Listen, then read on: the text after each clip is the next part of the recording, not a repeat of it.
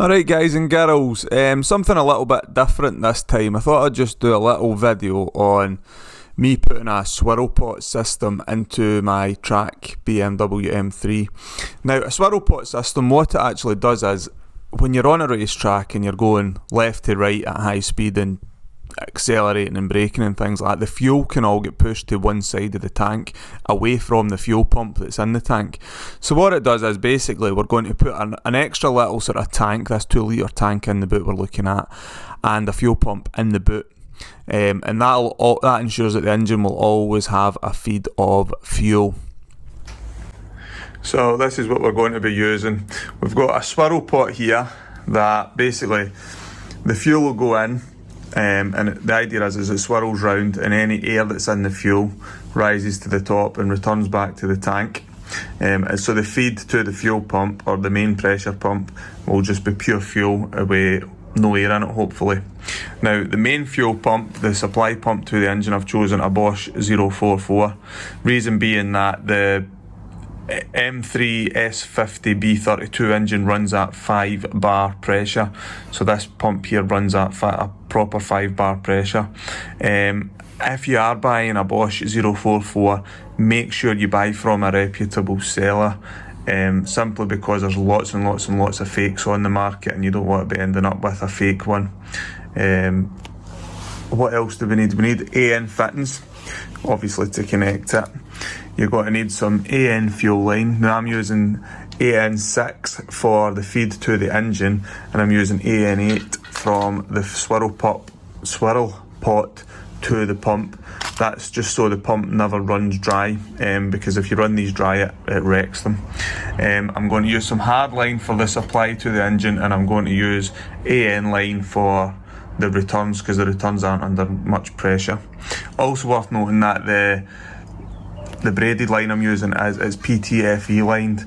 That's so that any ethanol, if you use old-fashioned rubber type fuel line, the ethanol in the fuel nowadays permeates it, so you actually get a fuel smell in your car. You don't want that, so make sure you use PTFE line if you're doing this. You're going to need some electrical crimps and connectors, and you need a relay kit. Now what happens is you use the main fuel pump, this will feed the engine, and I'll use the original pump that's in the fuel tank to feed this. Okay, so we'll take a feed and we're using a relay to power the pump. So what we'll do is we'll take a feed from the battery, an earth, and we'll use the switch that will work off the live. It goes the switch live to the original fuel pump as well. So basically both the fuel pumps will come on with the ignition. A relay is basically like a gate for electricity. So you've got quite a high sort of amp wire in there. It's quite a high feed this pump needs, but you use a small amp as your switch just to switch it on and off. This is actually, it's a fuel, what was it? I think it was an electric fan wiring kit that I'm actually using. Obviously it's just the same, it's just I won't be using the temperature sensors or anything like that. The relay will be perfect. This is a 50 amp one, but if you've got a 40 amp one, that would do just as well. So let's go on with it.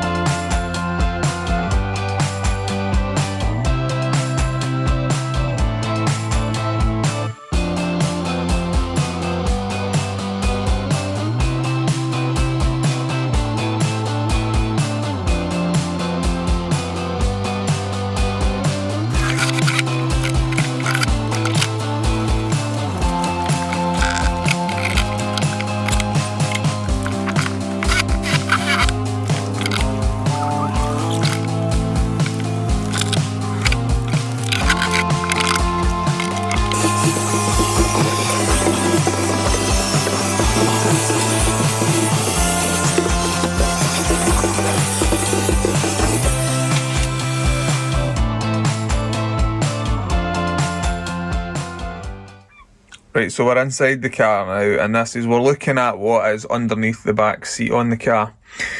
So on this side, you've got the original fuel pump, and in here we've got the return and the level sender. You've got a level sender on both sides, but this side's just a level sender. Now what a lot of people do on the E36s and E46s is you take another pump like the one that's in here and you put it in there, and it gives you a dual pump setup. Now that helps with surge as well, however it doesn't take it away completely, and also because the level sender is slightly different in both sides, it kind of knocks the gauge out slightly, and I don't really want that.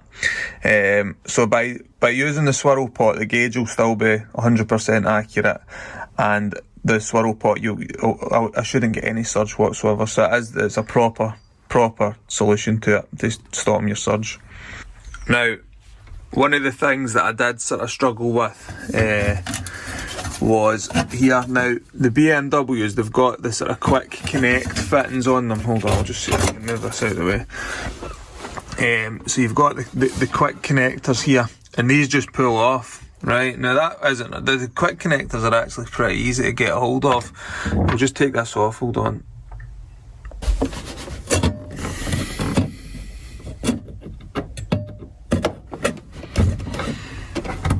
You push that, there's a little green bit there, just push the green bit in and then they pull off. Now the problem I had was there's a collar here for the quick connect to hook onto. Now the normal sort of quick connects you get for AN fittings and things like that are like this. Now they've got these wee plastic bits on them, and they're great if you're doing like just putting them on a fuel line or something like that. However, if you go to put them on here, although the actual rubber O-ring goes over, it doesn't actually clip over. There isn't enough room for it to push all the way in. So I had to get one here like this, and it's got like a little groove cut out in it there.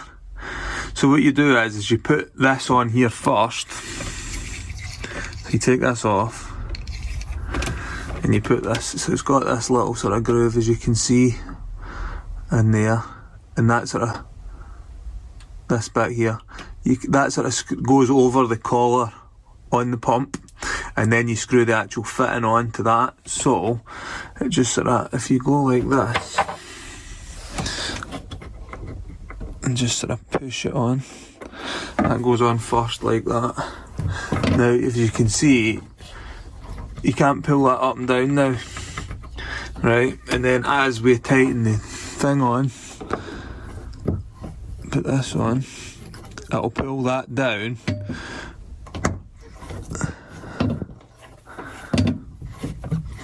Okay, and the O-ring is on now, so I can actually feel some resistance. So that's it. That's it on. Now you just get some grips or something and tighten the collar up, and jobs are good, and as far as that goes. So I got this one, actually it was from a company called Torx here in the UK, Torquus.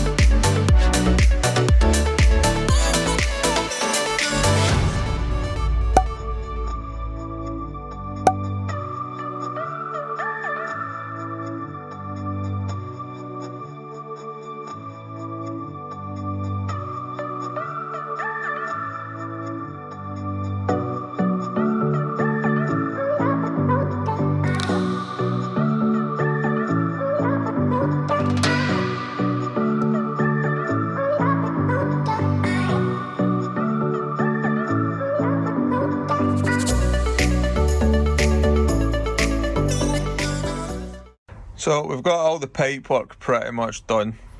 I'm just waiting on a couple of little clips. I'm going to put a little pre-filter from the tank onto the swirl pot, just as a precaution really. So I'm waiting on a couple of fittings coming for that. Pardon me, I've got hiccups. And then the next thing to do is the wiring. So we've got the Bosch 044 in the back.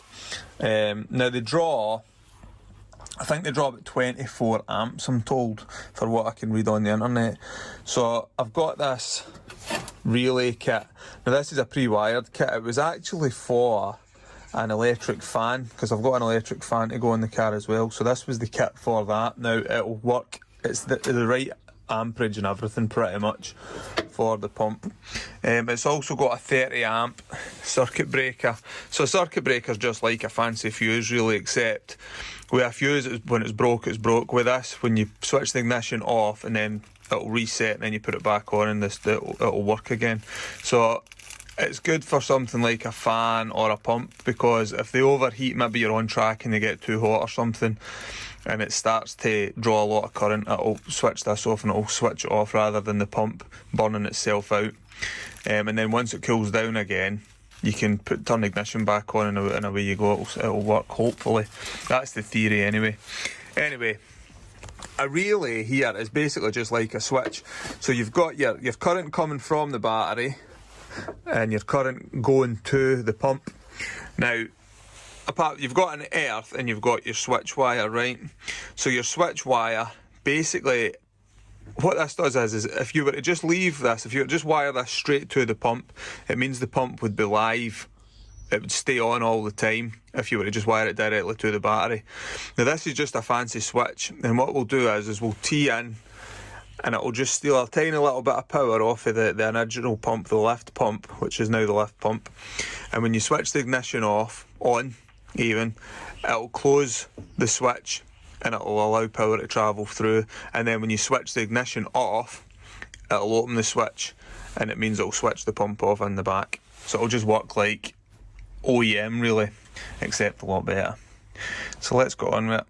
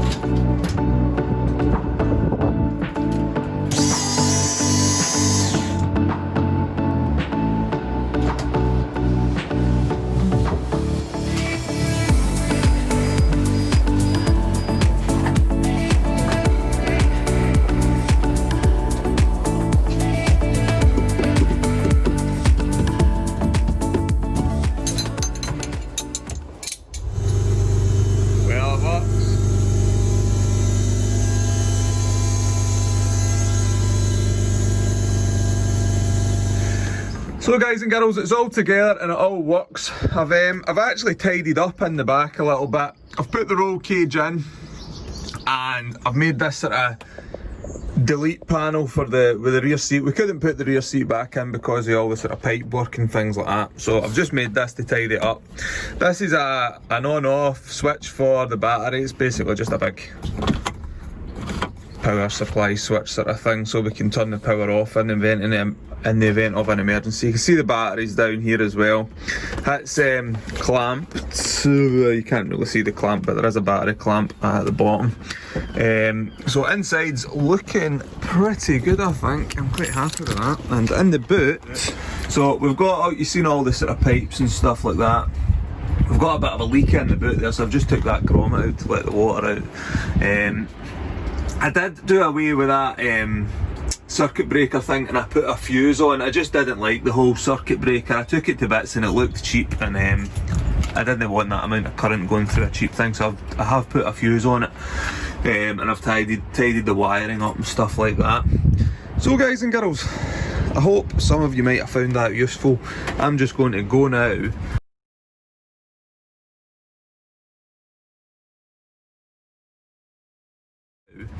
and dry the boot for all that sort of, it just sits around this car, doesn't really get used that much.